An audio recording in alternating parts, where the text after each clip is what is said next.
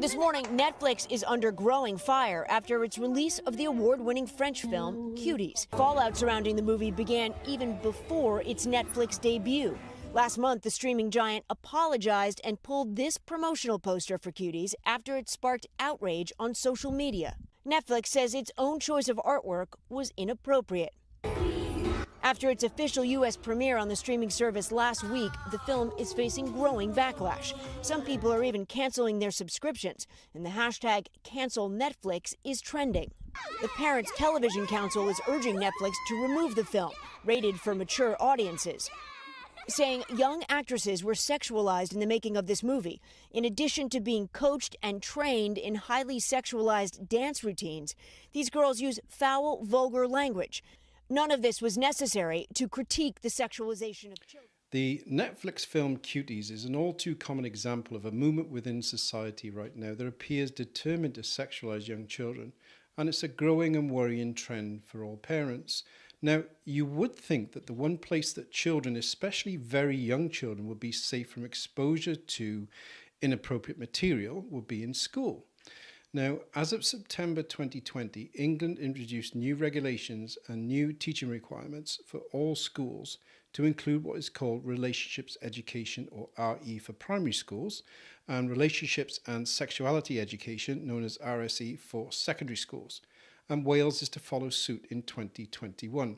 The new legislation requires all children from 4 to 16 years old to be taught about sex and relationships, removing parental opt-outs. But what exactly are these programs and what is being taught?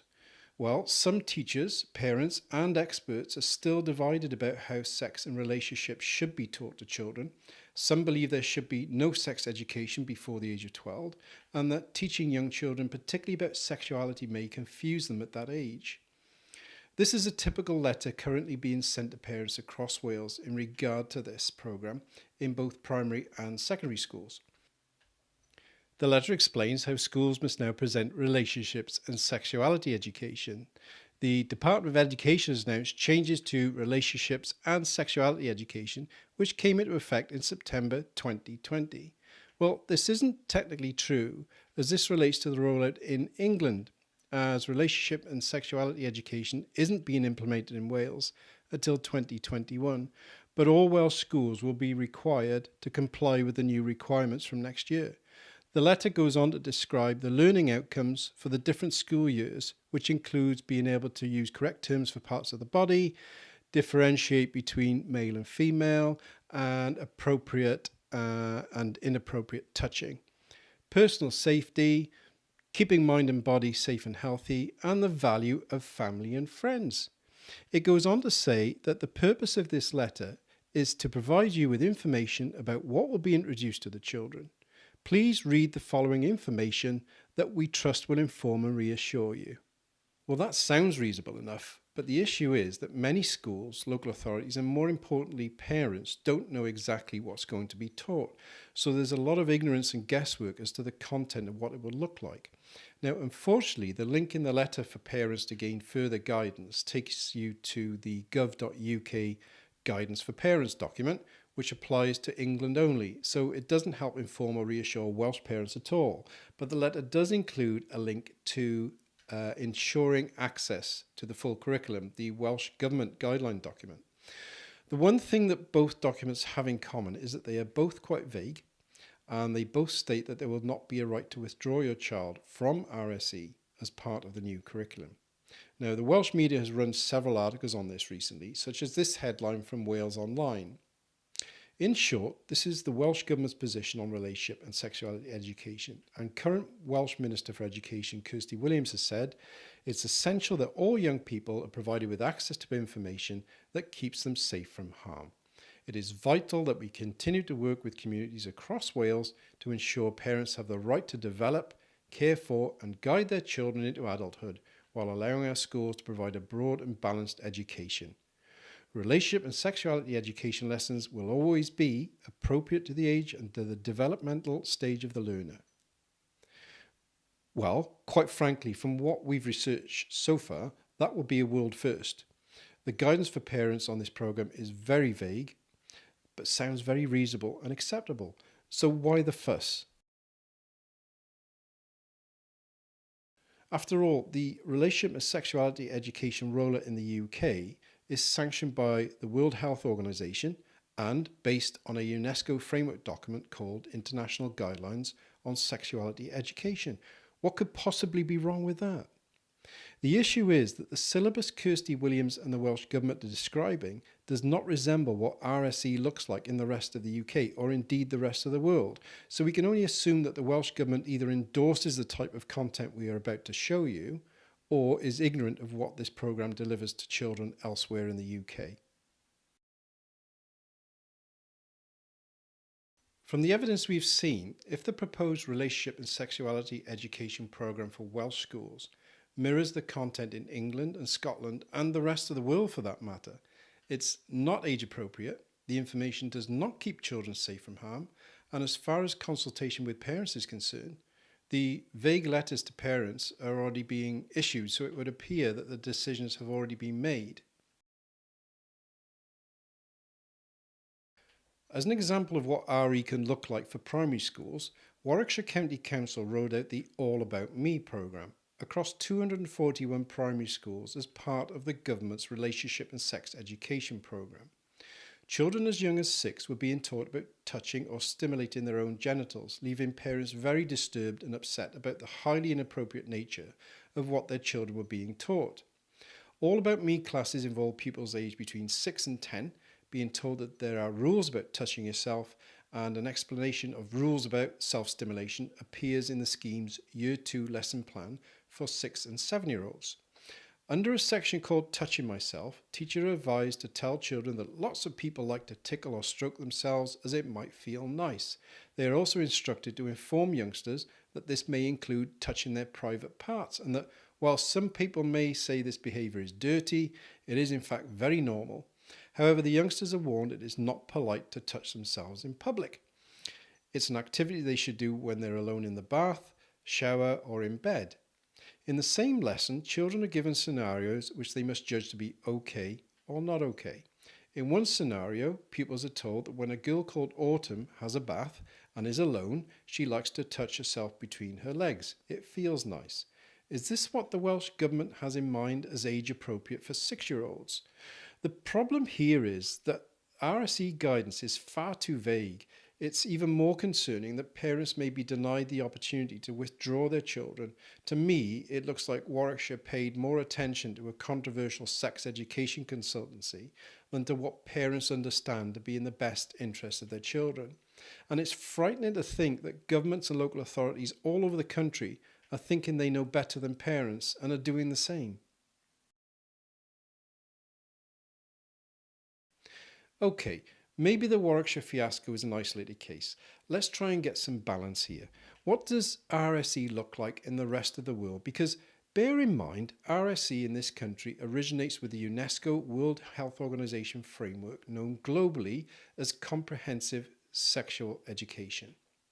CSE programs across both North and South America teach children as young as 8 how to put a condom on plastic genitalia, and the children are given handouts on how to negotiate sexual encounters with other students at 8 years of age. In another example, International Planned Parenthood had a UNESCO-sponsored campaign in Africa called Healthy, Happy and Hot, which was designed for HIV-positive youth. Shockingly, it tells pupils you have the right not to disclose your HIV status to a sexual partner if you're not comfortable doing so. And if you decide not to practice safe sex, that's your decision entirely. So it seems it's healthy, happy and hot, but not safe. Here's the World Health Organization framework document for policymakers called Standards for Sexuality Education in Europe. And this document suggests that children have sexual rights from birth, and children from 0 to 4 should be given information on masturbation and the right to explore gender identities. So here's a selection of government-endorsed sex ed resources currently being used in Scotland and England. Hey you, my name is Thomas Tom Scott Ridgell, and pornography is as fun to watch as it is hard to forget. So much flesh. Pornography or porn is defined as images or video of people doing sexy sex things while missing some or all of their clothes. By me. Just now. With a huge percentage of young folk enjoying porn on a regular basis, I think it's time you and I had a little chat, so I've teamed up with Childline to tell you everything I think you need to know about porn in as little time as possible. You ready for this? Part 1! What is this stuff? The whole purpose of pornography is to arouse us, to get us sexually excited, and that's great because using your actual imagination is hard work. I mean, have you seen my YouTube videos? They are awful. Porn is great to watch while we're getting intimate with ourselves because it doesn't just turn us on, it also distracts us from how stupid we look while we're doing it, which is always good. Despite porn being a vague term used to describe sexually explicit viewing material, if you want to see more than straight white people getting it on, you might have to be a little more specific. There are plenty of types of porn, including but not limited to softcore, hardcore, lesbian, thespian, interracial, facial, alternative, conservative, hentai, far cry, BDSM, NEDM, amateur, mature, and swan disco. So apart from the inappropriate title, WTF is porn, this video treats the subject as a joke and is unashamed promotion of every conceivable type of pornography to children under the age of consent. The message seems to be, just go for it, have fun, because if the internet has taught us anything, it is that if it exists, there is porn of it. And what's the first thing children are going to do on hearing this message, apart from head straight to the internet? Talking of pornography on the net, here's a BBC article about a young man who was shocked that his 13-year-old sister was given homework on pornography.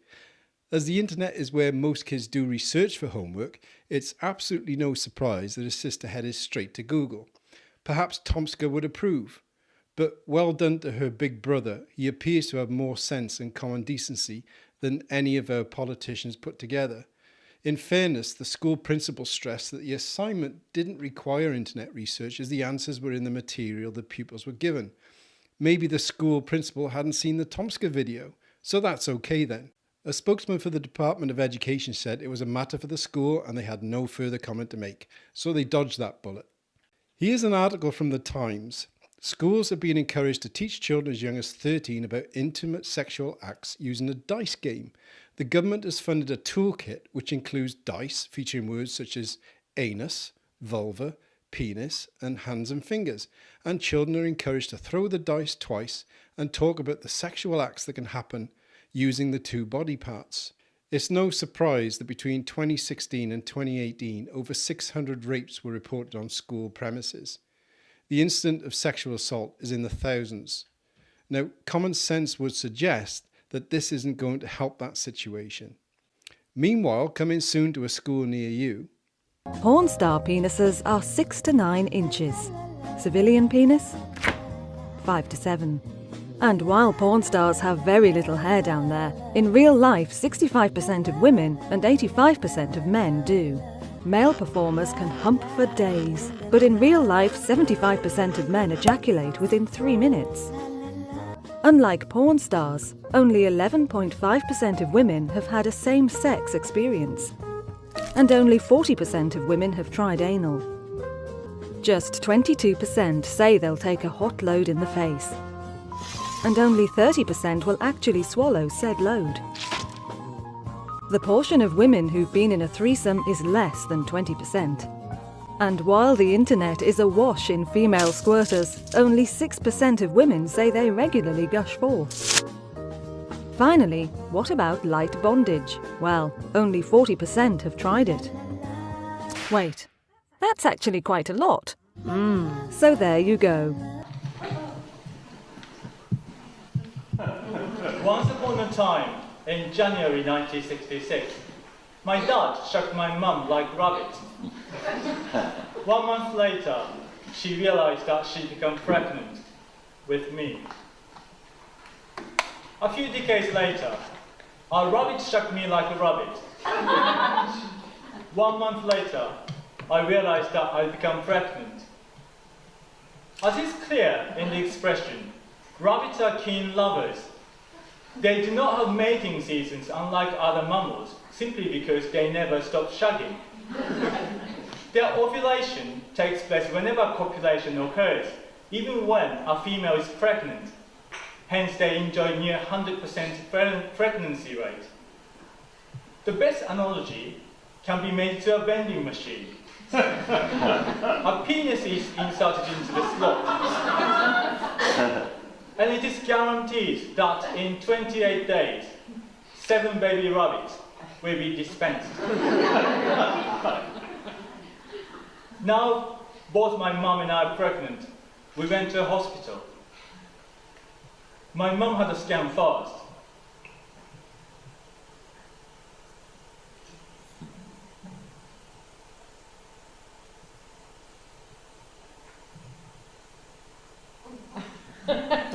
It's me.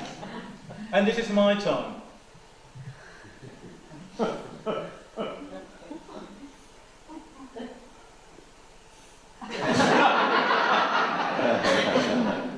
It's a bit of shock to see sexually, though I should have expected this as a result of sexual intercourse with a rabbit.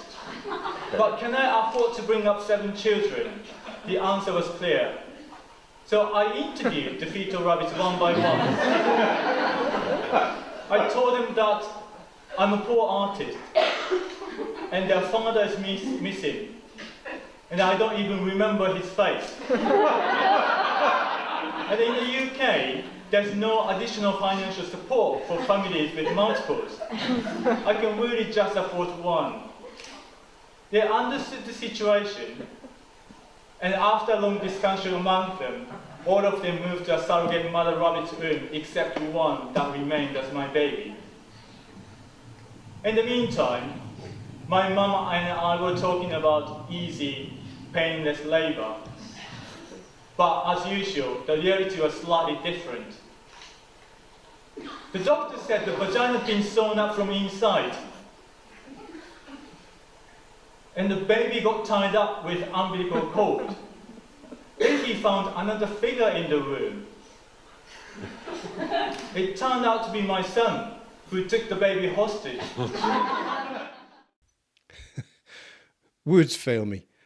Apart from having zero educational value, for any age group, before you laugh, it's your taxes that are going to be paying for this. Switching gears now. A new study found that half of transgender male adolescents have attempted suicide.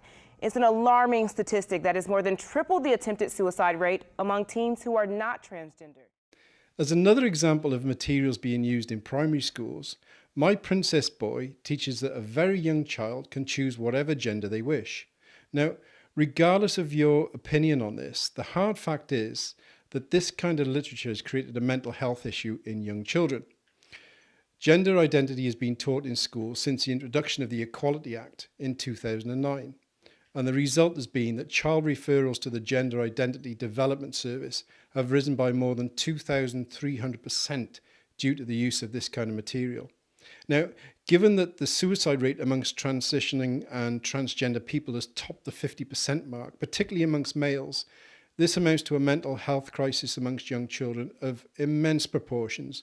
And quite frankly, the promotion of transgender literature to young children in this way in school is tantamount to state-sponsored child abuse, given the known potential risk of suicide. So, given the statistics regarding the promotion of gender choice to young children, if this is the type of RSE content proposed for Welsh school children, I'd like to ask Kirsty Williams how this material keeps children safe from harm. We've just skimmed the surface of the materials now being used right now in Britain's schools. It's no wonder that people find it hard to believe that these are actually government and charity sponsored and approved materials. But don't go anywhere just yet. It gets a whole lot worse. The root of the problem lies with UNESCO, the World Health Organization, and non-government organizations that have massively influenced the framework for sex education globally. Section 9 of the Education Act 1996 says parents are the primary educators of children, and schools should listen to parents as to how they want their kids to be educated. This new framework is in direct contradiction to the law and the human rights of the parents. The problem is that the UNESCO WHO framework puts children in a position where their sexual rights from birth are superior to the human rights of the parent. Let's be very clear. This is a Welsh Government directive, and sadly our teachers will have no choice. They're going to be obligated to follow the framework with the message that they have a duty to validate every sexual practice. It beggars belief. There are some statutory requirements that must be adhered to for RSE, which in short means that the material must be age appropriate, the school must have a written policy, and must consult with the parent, and the school must provide a written copy and examples of the materials being taught. I would strongly suggest that all parents in Wales seek examples of the materials being taught as a matter of urgency. Now, if like me you're shaking your head in disbelief at this point, why has all this sudden change in the delivery of sex education come about? The World Health Organization and UNESCO are rolling these programs out worldwide in partnership with organizations such as Planned Parenthood and the Sexuality Information and Education Council of the United States, or SIECUS, and also the Kinsey Institute. The big question is, who are they and what are these organizations recommending to the World Health Organization and UNESCO? The 2005 feature film Kinsey, starring Liam Neeson in the title role, is a portrait of researcher Dr. Alfred Kinsey. Classed as a comedy drama, the film describes Kinsey as a scientist driven to uncover the most private secrets of a nation. Using the technique of his own famous sex interviews, Kinsey recounts the scientist's extraordinary journey from obscurity to global fame. This comedy drama is essentially a light-hearted romp with a dark side. But in contrast, the 1998 Yorkshire television production for Channel 4 in the Secret History series called Kinsey's Paedophiles tells a true version of events. Dr. Alfred Kinsey was considered the world's leading authority on sexuality, and his 1948 book Sexual Behaviour in the Human Male sparked the sexual revolution. But the truth is, Kinsey believed that children are sexual from birth and should have the same sexual rights as adults. Now, where have I heard that before? Now, in reality, Kinsey was a paedophile, yet regardless of this fact, he is still revered and honoured by sexual rights activists as a hero and the founder of their movement. He advised governments around the world in the 1950s, and much of today's sexuality education programs that promote sexual pleasure as a right for children are rooted in Kinsey's sex research, which in part was based on the documented sexual abuse of children by paedophiles. So just how did Kinsey have such a tremendous impact on the development of the sexual education system? Kinsey, a Harvard graduate, received funding from the Rockefeller Foundation and Playboy magazine to conduct sex research at the University of Indiana. The Kinsey Institute for Research in Sex, Gender and Reproduction is still active today, still promoting Kinsey's fraudulent research. The main tool Kinsey used in his research was a questionnaire with 350 probing questions designed to uncover the most intimate details of the sexual activity of thousands of people he questioned. Now, unlike the movie, the volunteers he enlisted to answer these questions weren't ordinary people, but included convicted rapists, murderers, prostitutes, and paedophiles. To support his claim that children are sexual from birth, Kinsey used data from paedophiles who documented their sexual abuse of children to prove that even infants could be sexually aroused. The tables these paedophiles used to document the sexual arousal rates of young children, using a stopwatch to time how quickly babies and young children reached orgasm, were published in Chapter 5 of his book, which is still available today. The tables show children being raped around the clock in some of the data tables published. This was nothing short of torture. In addition, Kinsey's colleague Wardell Pomeroy admitted using data they received from the infamous Rex King, who raped at least 800 infants and children, some as young as 2 months old, before he was caught by police. Kinsey was still collecting data from King 10 years after Kinsey knew he was abusing children and instructed King on how to record details of his sexual acts as data he could use. He also paid fathers who were sexually abusing their own children for data. In the early 1950s, a murder trial in Germany linked Kinsey to a Nazi paedophile, Dr. Fritz von Balasek, who raped hundreds of children during World War II. After the war, von Balasek, a former senior Nazi party official and commander of a ghetto of a town in occupied Poland, was arrested and put on trial for the murder of one of his rape victims, a 10-year-old girl. The murder investigation revealed a large amount of correspondence between Balasek and Kinsey. Balasek had written to Kinsey offering him his case history and his diaries recording years of sexually abusing and raping children, which was sent to Indiana. Kinsey warned Balasek in his letters to be careful, but encouraged him to continue with his research with his child victims. Both Interpol and the FBI pressured Kinsey to release the diaries as evidence in the murder case, but he refused point blank and responded with the fact that he would sooner destroy the diaries from von Balasek than release them to Interpol. Von Balasek was acquitted of the murder of the young girl, but was found guilty of rape and sexual assault of more than 30 children. During the trial of Balasek, presiding Judge Berger said, "This is no longer human. What was all this for? I got the impression that you got to the children in order to impress Kinsey and to deliver him material." And to the judge's shock, Balasek replied, "Kinsey himself asked me for that." It's obvious that von Balasek took instruction from Kinsey on how to record his abuse of the children as data. The German press called von Balasek the worst sex criminal since the end of World War II. German papers had the Kinsey-Balasek collaboration across the front pages of every German newspaper. The American press was completely silent. Kinsey's research eventually became the structure that fed itself into what we are teaching our children right now. Kinsey's fingerprints are on everything that deals with sexuality education today. Next to Planned Parenthood, one of the largest producers of sex education curricula in America is the Sexuality Information and Education Council of the United States, SIECUS. SIECUS was launched with support from the Kinsey Institute and seed money from Hugh Hefner, the founder of Playboy magazine, who was a huge advocate for Kinsey. SIECUS is heavily involved in policy battles over sexual rights in the United States, and a SIECUS employee was the main author of the United Nations International Guidelines on Sexuality Education. SIECUS employees regularly attend United Nations conferences where they promote dangerous sexual ideologies to be included in provisions in the United Nations documents.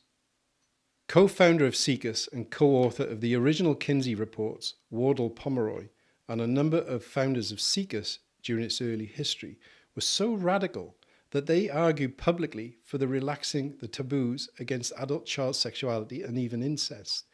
This was documented in a Time magazine article in 1980 called "Attacking the Last Taboo," in which Pomeroy, vice president of SIECUS's board of directors, stated, "It's time to admit that incest need not be a perversion or a symptom of mental illness." Pomeroy continued, "Incest between children and adults can sometimes be beneficial." Who for? While there is no evidence that indicates SIECUS currently promotes paedophilia or incest, there is plenty of evidence showing that they promote graphic sexuality education for children, which includes the right to sexual pleasure from birth and instruction in high-risk sexual practices. Why? Because Alfred Kinsey is held up as the father and hero of sexual freedom. But despite Kinsey's corrupt and fraudulent research, it influenced and still influences sex education globally. These groups portray themselves as guardians of our children's health and claim to provide students with all the information and skills they need to make smart choices. But it's crystal clear for anyone with an ounce of common sense that the opposite is true. On April 23, 2014, the Kinsey Institute was granted consultative status by the United Nations Committee on Non-Governmental Organizations of the Economic and Social Council, ECOSOC. The Kinsey Institute is officially part of the Central Forum for discussing economic and social issues and for forming policy recommendations with regard to sexuality education worldwide. The Kinsey Institute's worldview has been influencing United Nations policy for some time through SIECUS, which helped UNESCO develop comprehensive global sex education guidelines promoting masturbation from birth to 5 years old as part of infants' own specific sexuality. I hope by now you're asking yourself, what can we do to stop this? The Schoolgate Campaign website, schoolgatecampaign.org, is an amazing resource and contains a huge amount of helpful information for concerned parents. There's also an excellent ebook, Relationships and Sex Education, What Parents Need to Know, which is a fantastic resource and free to download. Public Child Protection Wales can be found on Facebook and their website, publicchildprotectionwales.org. They are passionately fighting to stop the rollout of RSE in its current form in Wales, and they need your support to force the Welsh Government into a serious conversation with Welsh parents. Please sign the petition. They're fighting hard to protect your children, but they can't do it alone. Responsible and appropriate sex education can not only help prevent disease, addiction to pornography, and unwanted pregnancy, but develops young minds to make smart choices and good decisions for their physical, mental, and emotional well-being. This isn't responsible and appropriate sex education. This is child sexualization driven by sexual rights pressure groups and government bodies who believe they know better than parents what is best for their child, which takes away your rights as a parent. The people of Wales have a real opportunity to stop this legislation in its tracks before it's written into law. And if that happens, it would be the first country in the world to do so. This is beyond political colour, beyond your nationality, beyond the faith you may follow, whether you're a Christian, a Muslim, a Jew, a Buddhist, a Hindu, a Sikh, or of no faith at all. It doesn't matter, but our children do. The protection of our children is a banner we can all unite behind. Now, make no mistake, time's very short and the Welsh Government have the pen poised ready to sign this into law. So I hope this motivates you to find out more. Even if it's to prove me wrong, please do the research, because once you realise the information we've shared with you here is true, I hope it motivates you to get involved, to raise awareness, to protest, to shake our politicians awake, because this is a threat that could affect a whole generation of Welsh kids, and it's time to make your voice heard against the sexualisation and corruption of our children in Wales. Please sign the petition, and please share this video with as many people as you possibly can, and join the fight to protect the children of Wales.